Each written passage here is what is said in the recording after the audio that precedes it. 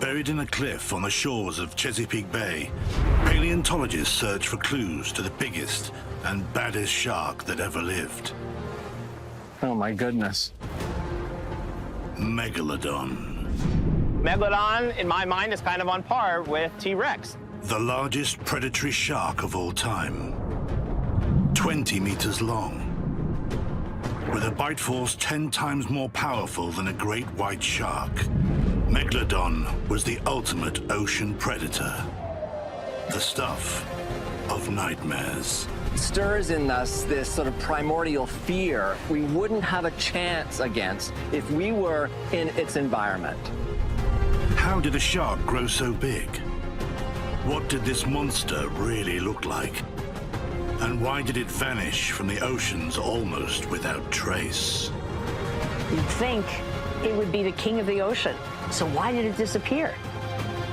Now scientists hunt for answers. Scouring the globe for massive fossils. Looks like we have a sizable tooth here. And using innovative technology to piece together a monster-sized puzzle. By using all these different components, we were able to create the best available model to date. To solve the mystery of the Megalodon, we'll resurrect the greatest shark that ever lived. Diving inside its jaws, we will reveal the terrifying reality of this prehistoric killing machine.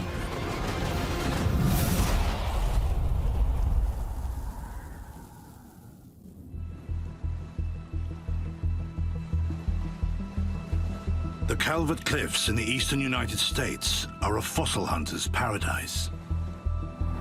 They lie in the state of Maryland, on the rugged coastline of Chesapeake Bay. Here the water is clear and deep, and the shore is dotted with marine fossils. The waves have calmed down a little bit over here, so a little bit easier collecting. Paleontologist Dr. Stephen Godfrey and Dr. Victor Perez from the Calvert Marine Museum are experts on prehistoric sharks. Stingray tooth. Yeah, I found a little chunk like that. For them, these imposing cliffs offer a remarkable portal into the past. We have 25 miles of cliffs, and those cliffs encapsulate time from about 20 million years ago to about 8 million years ago. By studying the diversity of fossils in here, we can tell a lot about the ecosystem at that time, you know, who was living here and who was preying on what. The Calvert Cliffs have produced many incredible finds. But today, Stephen and Victor are on the hunt for the remains of one of the greatest sharks that ever lived. Waves have definitely picked up. The layers of sediment that form the Calvert Cliffs today were once part of the seabed of an ancient shallow bay. Among the creatures inhabiting these waters was one of the biggest and baddest fish to ever swim our oceans. A monstrous shark of almost mythical proportions, Megalodon. All that is left of this lost beast are rare fossils, including its enormous and terrifying teeth. What was this gigantic predator? And why is it no longer swimming here today? Scientists know surprisingly little about the mighty Megalodon. The sea is constantly washing away the cliffs here, revealing a variety of marine fossils. Rich hunting grounds for paleontologists like Stephen and Victor. Here's a piece of baleen whale lower jaw. But prehistoric sharks are much harder to track down. Sharks are mostly made of soft tissue, which decays quickly. Their teeth are almost all that survive after millions of years. Looks like this is a small tooth from a gray shark.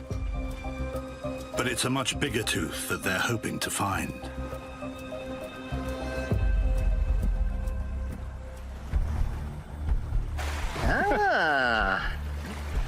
Looks like we have a sizable tooth here, probably from Megalodon. Oh my goodness.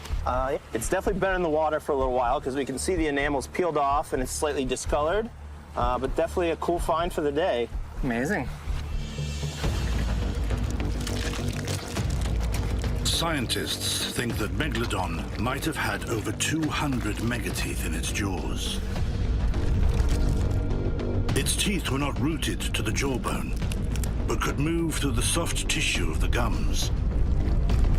Sliding like a conveyor belt, the back teeth constantly grew forward, ejecting the front row from the shark's mouth. With an endless supply, Megalodon shed tens of thousands of teeth in its lifetime. Sinking to the ocean floor, they were preserved in layers of sand and became fossilized.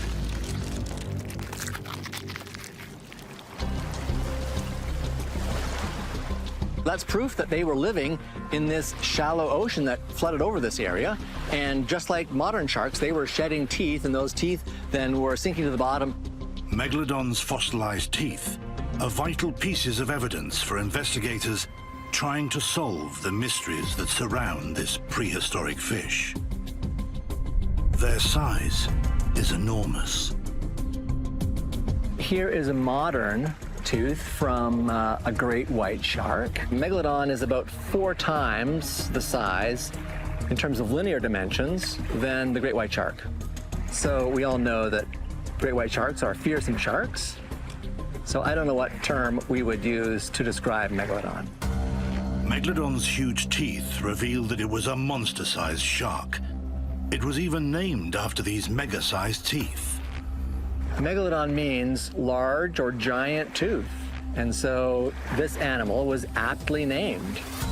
But just how big could Megalodon get? Here at the Calvert Marine Museum, Victor and his colleagues have reconstructed an entire Megalodon. What we used is replicas of the most complete set of Megalodon teeth ever found. The original teeth were found in a phosphate mine in Florida, in what's called the Bone Valley region. Since this was an associated set of teeth, we can be really confident about how the teeth should be arranged in the jaw. By comparing the teeth arrangement with that found in some modern sharks, scientists estimate that Megalodon's jaw could be nearly 2 meters wide, big enough to swallow a great white shark whole. The teeth in an adult Megalodon's jaw vary in size depending on their position in its mouth.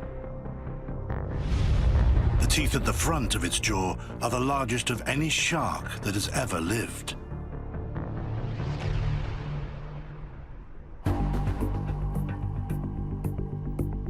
Victor uses his tooth fossil evidence, along with other finds from around the world, to come up with a new calculation to estimate the length of Megalodon. This tooth is really special to me. This was one that I actually found myself, and this is the largest Megalodon tooth I've ever found along the Calvert Cliffs. Given that Megalodon's teeth are the largest shark teeth ever found, just how big could this shark have been? Last year, I published a paper where, rather than using the height of the tooth, we used the width of the tooth. Comparing the width of the set of teeth from the fossil to our modern great white shark, we can come up with an estimate. So for this particular individual, the estimate was actually about 52 feet in length, around 16 meters in length.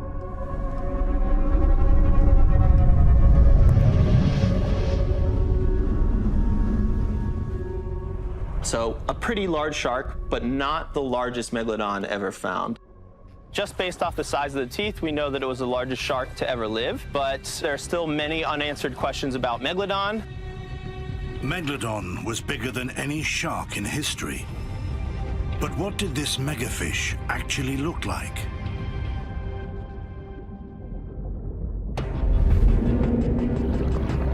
Unlike most vertebrates, a shark's skeleton isn't made of bone. The flesh and skin of a shark are wrapped around soft tissue called cartilage, which, unlike bone, disintegrates when a shark dies. This makes it extremely difficult to understand what a prehistoric shark looked like. So scientists must use the evidence they have and turn to modern-day species for clues. Megalodon was an evolutionary dead end, with no descendants nor surviving ancestors for comparison. Its main living relatives are from the order of the mackerel sharks, like the thresher shark, the megamouth, the mako, and the great white. Which mackerel shark did Megalodon most likely resemble?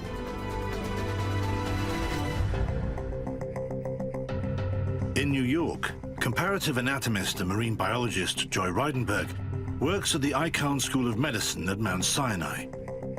She thinks we can get an idea of what Megalodon looked like by comparing its fossilized teeth with those of its modern relatives. This is a tooth of a great white shark, but it's very similar to the tooth of Megalodon. They're both triangular. They both have serrations. They're both very wide teeth. These teeth are similar because these two sharks did the same thing. They both preyed on the same kind of prey and in the same way. Although separated by millions of years, the two sharks came up with the exact same adaptation. They likely occupied the same or very similar ecological niche. This allows scientists to use the great white shark as a living counterpart for Megalodon.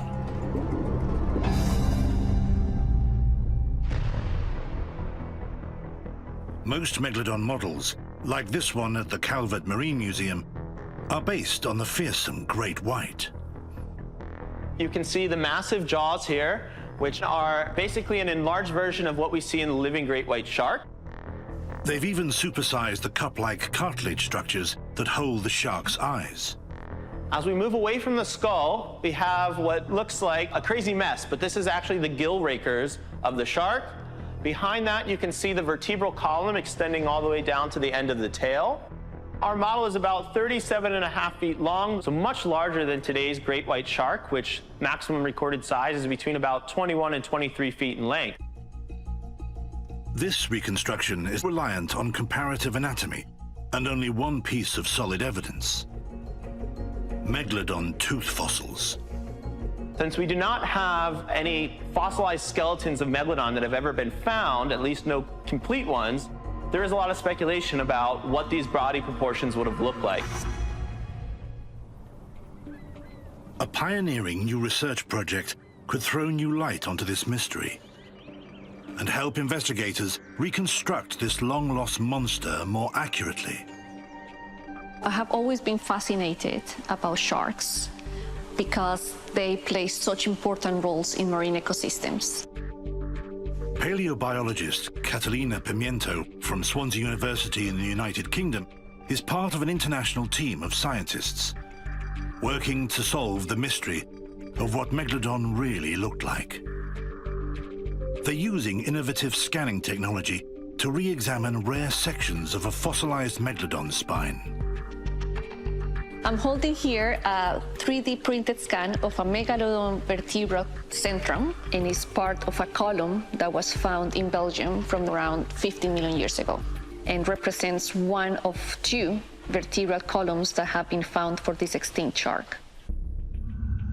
The vertebrae come from a very rare, almost complete spinal column. The original fossil was found in Belgium in the 1860s and lay in a drawer of a museum in Brussels until the 1990s. It was only recently that scientists realized the significance of the fossils. Vertebral columns are very rare. So even though this has been studied before to an extent, today we have this new technology. Catalina and her team are able to rebuild the spine of this prehistoric shark in a computer. By using pioneering 3D scans of each individual vertebra, they then combine this reconstructed spine with data from a complete set of Megalodon teeth. Finally, by using a modern-day great white shark as a living counterpart, the team have been able to build a scaled digital replica of Megalodon. They believe this is the most accurate representation to date of what the extinct monster shark would have looked like. Based on Catalina's data, Megalodon had a head the size of a van,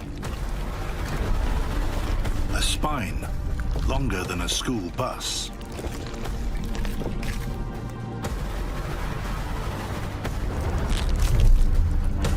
Megalodon is a predator of truly biblical proportions that could eat a great white shark for breakfast. How and why did this lost beast get so big?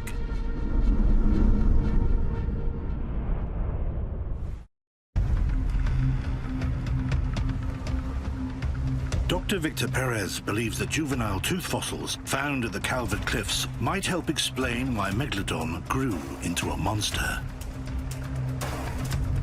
In my right hand, we have our juvenile tooth, and in my left hand, we have an adult Megalodon tooth, both of which were found here locally along the Calvert Cliffs. Particularly on the north end of the cliffs, we do tend to find smaller Megalodon teeth on average. So some people have theorized that this area could have been a nursery for Megalodon.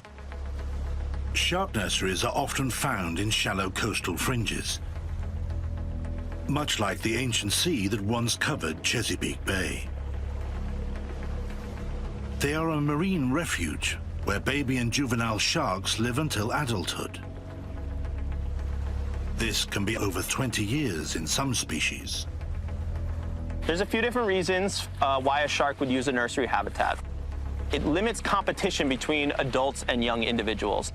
Shallow lagoonal environments are more difficult for a large predator to get access to, and there's often an abundance of fish and other prey items that are ideal for these young developing sharks. Nurseries are especially important for sharks that breed slowly and have few young, which experts think was the case for Megalodon. It is likely that Megalodon, after a lengthy pregnancy, gave birth to just 1 or 2 babies, which it left to fend for themselves. In the open water, they were easy prey for larger predators and may not have lasted very long. But sticking together in nurseries in shallow bays could give them shelter and plenty of food to fuel their growth.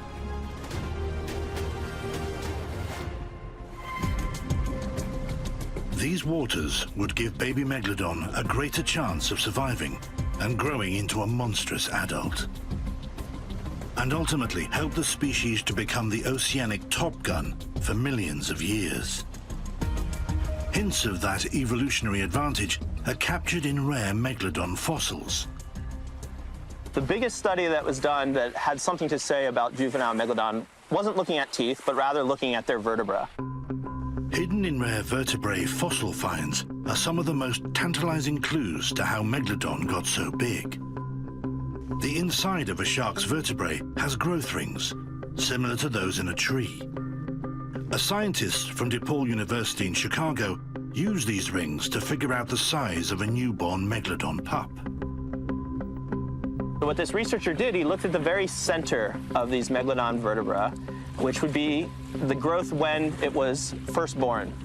And he estimated the size of the shark from just that inner core of the vertebra. And they estimated that a newborn Megalodon would be about 2 meters in length, so between 6 and 7 feet in length. That's the size of a large adult human.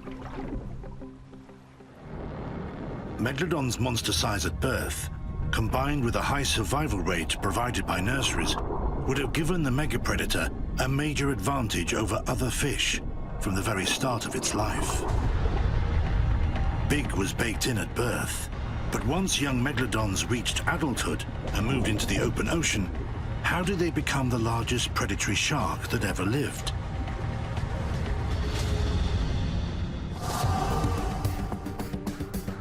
Catalina Pimiento's 3D model could hold the answers. It reveals more than just what Megalodon looked like. Researchers are able to use the data to estimate Megalodon's body mass. Mass is a very important trait because it allows us to infer other ecological properties, such as prey intake, swimming speed, and metabolic demands. Mass is an indicator of lifestyle. Using their data, the team calculates that this individual had an average cruising speed of 1.4 meters per second. That's faster than any living shark species. Megalodon would have expended vast amounts of energy to swim at such rapid speeds. It would require a sophisticated system to make such energy supplies available. Cold-blooded animals like reptiles and fish rely on their surroundings to heat their bodies, which means they prefer warmer climates. Warm-blooded animals maintain a constant body temperature and can more easily access colder regions.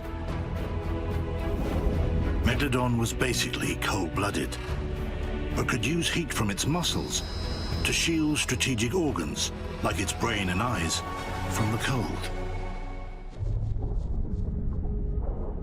Different lines of evidence have suggested that the megalodon was capable of regulating the temperature of its most important organs. Scientists named this crucial skill mesothermy. Mesothermy would have allowed the megalodon to explore cold waters and therefore find food not only in warm waters but also in cold habitats as well. This remarkable adaptation made Megalodon a transoceanic predator, a killer who could feed on whatever and wherever it chose, allowing it to grow bigger and bigger. But this was not the only advantage of being able to regulate body temperature. By being mesothermic, megalodon would have been able to hunt more efficiently because it would have been able to have faster burst speeds, which is the kind of speed you need to hunt or to catch a prey. And because of that, they would have been able to catch faster prey. Scientists have estimated that Megalodon was capable of burst speeds of around 23 miles per hour, as fast as a modern-day seal, making it a highly efficient killer that could strike with terrifying speed. And for Megalodon, that physiological advantage opened up opportunities, catapulting it towards gigantism. Our previous research has suggested that mesothermy was a key trait that allowed the evolution of giantism in sharks. Megalodon was an eating machine, without limits. But why haven't other predatory mesothermic shark species, like the great white, evolved to be as large as Megalodon? Could Megalodon's diet have contributed to its monster size? Megalodon's incredible physiology made it a relentless predator. But can the fossil evidence go even further? Can it reveal what Megalodon ate, and if its diet helped to make it the king of the ocean? Dr. Stephen Godfrey from the Calvert Marine Museum thinks a rare sample from his fossil collection could hold a clue. Close inspection of the fossil reveals crucial evidence on its surface. We know from its size and shape that this is a fossilized dolphin vertebra, and we can tell that it's from just about the very end of the tail. It's the vertebrae that are just in front of the fluke that propels the dolphin through the water. What Stephen has identified are a series of gouge marks on either side of the fossil that wouldn't normally be there. The only way that you can get gouge marks like that on both sides angling the same way is if this vertebra, at some point in the life of this dolphin, became wedged between two adjacent megalodon teeth. So that means that a megalodon actually bit down on the end of the tail of this dolphin. The evidence is clear. Megalodon was hunting dolphins. But that's not all the fossil can reveal. But it didn't just bite once. Each one of these gouges represents a separate opening of the jaw and a forceful closure with the serrated cutting edge of the tooth gouging its way into the vertebra each time. So it's as though the megalodon is like saying to this dolphin, "You are never gonna get away from me alive." This extraordinary find has revealed not only what Megalodon was hunting, but also how it dispatched its victims. This is very suggestive of kind of an aggressive attack on the tail. And in a way that's not surprising because modern great white sharks will also attack dolphins this way. Dolphins are large prey, so by biting down on its tail, the shark immobilizes its victim, which is then left to slowly bleed to death.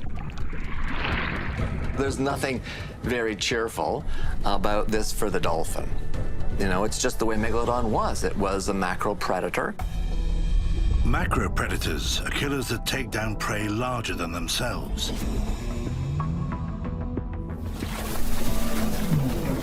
So this is a fossilized whale vertebra that was found along Calvert Cliffs. When we rotate this vertebra 180 degrees, you'll notice that this end is very different than the back end. This is the front end. This is really messed up. So what happened is, at some point in the life of this whale, it experienced a major traumatic event that forcefully broke the whole bottom half of the vertebra away from the rest of the centrum. The injuries on this whalebone are catastrophic. Stephen suspects that this is no accidental injury.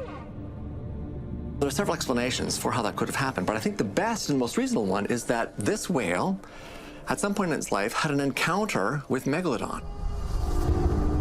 So I can imagine Megalodon coming up from below, ambushing this whale.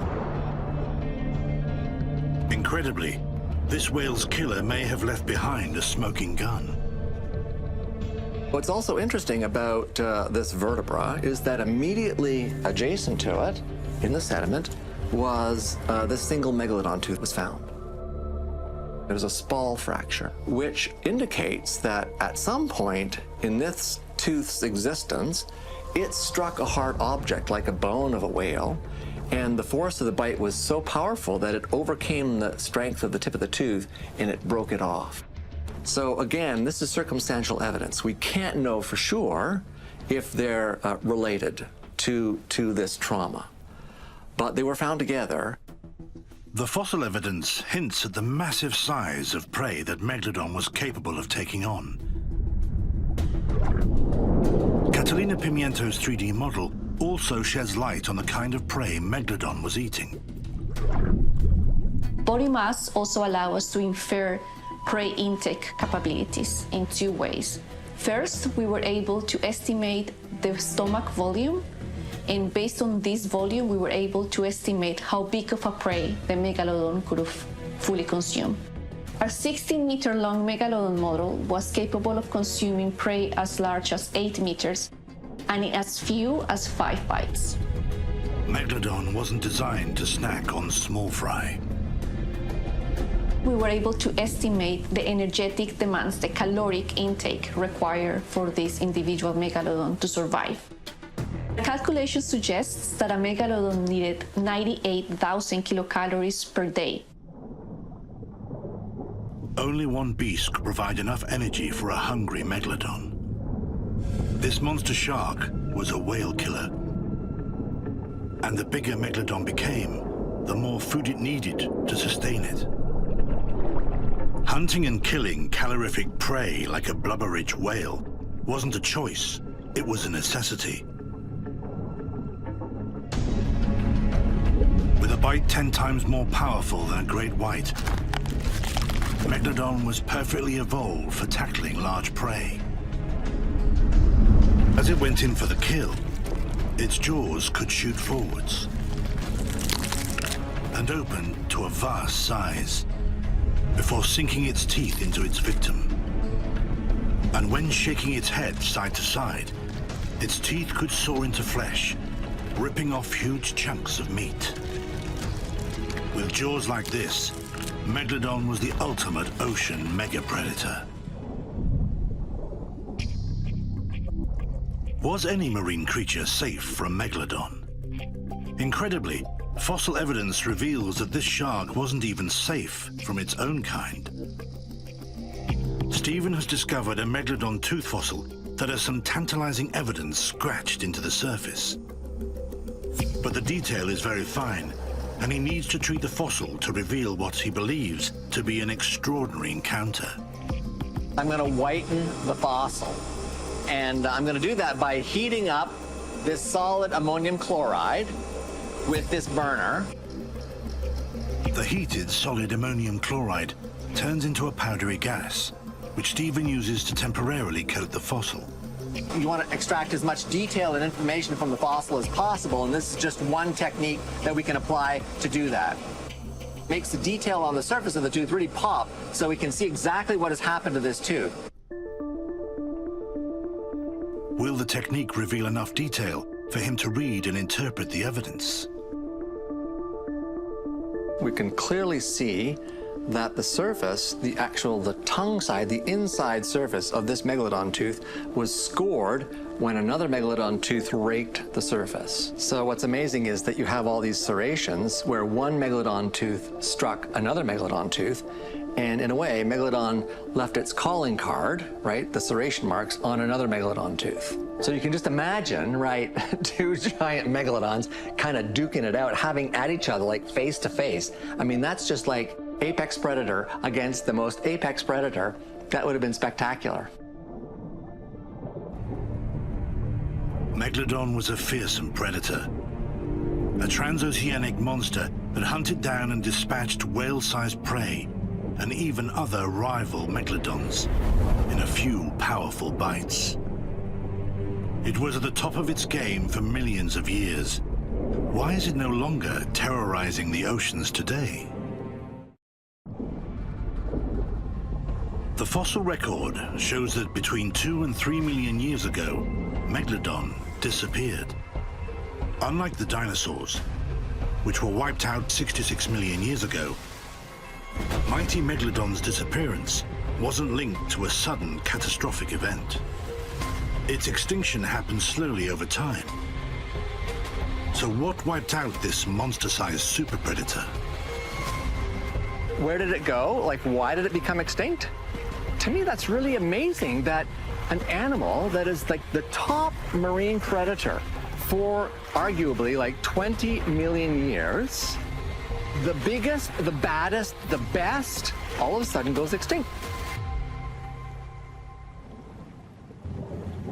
A clue could lie with the rise of a shark we still fear today, the great white.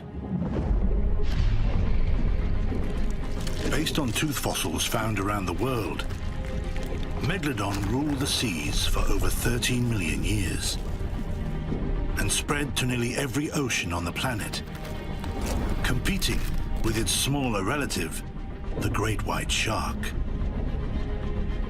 But then, 2.6 million years ago, Megalodon disappeared from the fossil record, while the great white shark survives to this day. Why did the smaller fish win the evolutionary battle? Had Megalodon bitten off more than it could chew?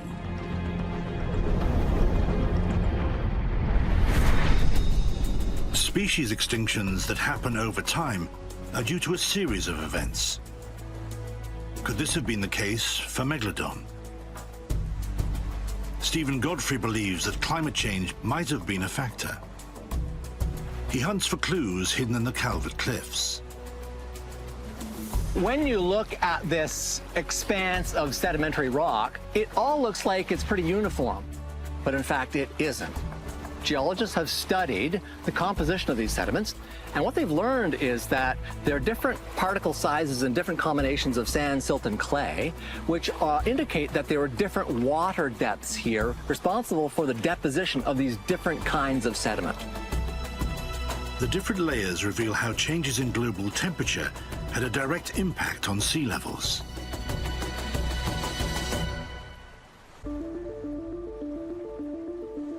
Shark nurseries are often found in shallow coastal areas.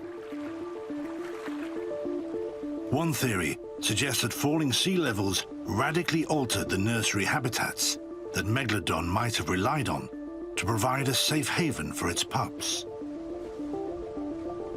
If Megalodon did require a nursery area to birth its pups to survive, it would have had less options.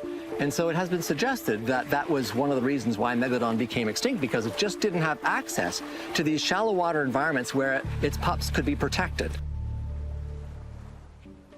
But there's still a mystery. Shark species that lived at the same time as Megalodon and are still around today also use nurseries.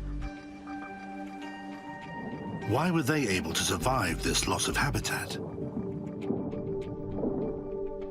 Professor Joy Rodenberg believes climate change delivered a deadly double blow to Megalodon.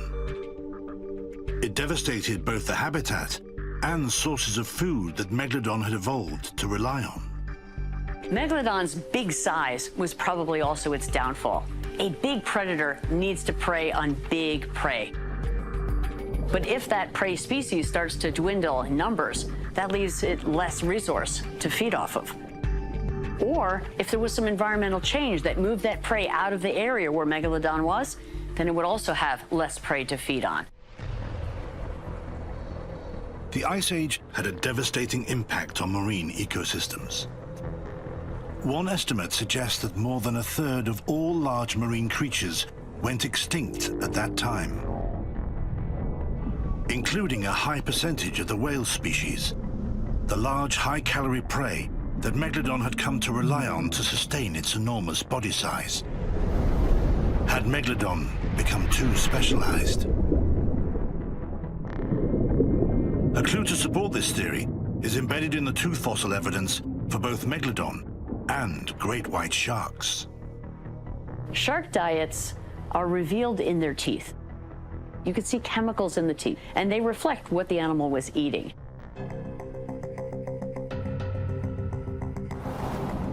Teeth of plant eaters low in the food chain contain a lot of zinc. Teeth of top predators, very little. This telltale clue in the tooth fossils is a vital piece of evidence for investigators trying to understand the lifestyle of a prehistoric animal. Great white sharks and Megalodon both had low values of zinc. But as you look through the fossil record, what you start to see is Megalodon starts to get higher levels of zinc compared to great whites. This change in zinc values in more recent Megalodon tooth fossils suggests it was eating smaller prey lower down the food chain, while at the same time, it was business as usual for Megalodon's neighbor, the great white. Which one of these was more specialized and which one of these was more adaptable to change? Megalodon could really only eat very big prey to maintain its body size. Great whites could eat big prey and smaller prey. So they had a lot more variety that they could choose from. They were therefore more of a generalist and more adaptable to changes in the environment. And that's probably why they survive today and Megalodon doesn't. Rivalry between great whites and Megalodon might have been the final blow for this monster predator. And when Megalodon disappeared 2 to 3 million years ago, the great white moved into pole position. It remains one of the world's most feared predators today. The extinction of Megalodon boils down to 3 general areas: climate change, extinction of the prey on which it was feeding, and the evolution of competitors. It may not have been any one of these. It could have been a combination of any one of those, but we really don't know yet. In a way, that makes the study of Megalodon all that much more interesting. It's this fascinating mystery. The mystery to exactly why Megalodon disappeared keeps imaginations alive. Some wonder, could this prehistoric fish still be swimming in the unknown depths of our oceans? It's a question that scientists like Stephen Godfrey get asked all the time. I think people have a hard time letting Megalodon go because it was such an amazing predator that was so superbly well adapted and was so successful for so many millions of years. I mean, it was the top dog.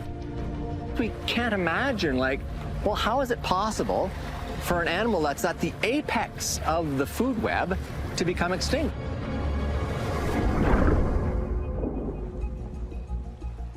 The ocean covers more than 70% of the Earth's surface. Yet more than 80% of this vast marine habitat has never been explored, mapped, or even seen.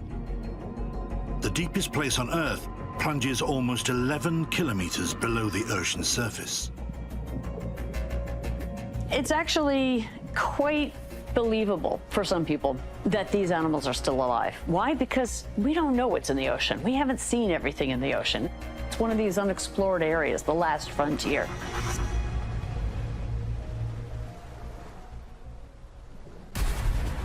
Megalodon swam in the oceans for millions of years. It lived all over the world and was capable of traveling huge distances across warm and cold oceans. It could even descend to frigid ocean depths, fueling speculation that it really could still be out there. Everyone wants to see the biggest shark that's out there. And if you think Jaws is big and then you hear about something that's got teeth that are this size, well, of course that's got to be more exciting, right?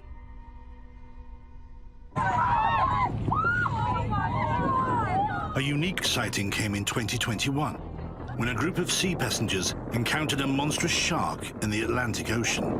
Holy. This footage shows a huge fish, but scientists confirmed it to be a harmless basking shark. I do not think Megalodon is still out there today. There's absolutely zero evidence that this shark is still alive. There are no modern teeth washing up, only fossil teeth have been found. The fossil record shows that Megalodon was widely distributed around the world for nearly 20 million years. But around 2 million years ago, the fossil trail ends. Experts are confident that Megalodon is no more. We know it was very, very large, so the chances of us not being able to see it are very, very low. Even if they were living in a very remote place, they would have need important size in this population to find mates and reproduce and sustain the population. How do we know that Megalodon is in fact extinct? If the Megalodon that we know of from the fossil record, okay, that giant shark that feeds on whales, if it were still alive, we would not be wondering if it was still alive. We would know 100% that it was still alive. If Megalodon were still alive today, our fishermen would be encountering Megalodon on a regular basis. Megalodon was inhabiting near-shore coastal environments, and these are the same environments that our fishermen are out day in and day out, chumming the waters. There would be definitive sightings of it. As we continue to do research on Megalodon, we'll get closer, perhaps, to really understanding why this most amazingly well-adapted macro predator became extinct. No species is guaranteed to live forever if conditions change. Natural selection cannot take an organism, and if conditions change fast enough or the change is so great that they cannot adapt, then they will become extinct. Megalodon was a terrifying predator that ruled the oceans for millions of years. The largest shark that has ever lived, with an almighty bite that could take down some of the biggest species on the planet. But it was a victim of its own success, a monster that grew too big, that was unable to successfully adapt to changes around it. Megalodon has disappeared from the depths of our oceans, and with it a planetary titan that deserves to be ranked as one of the most terrifying predators of all time.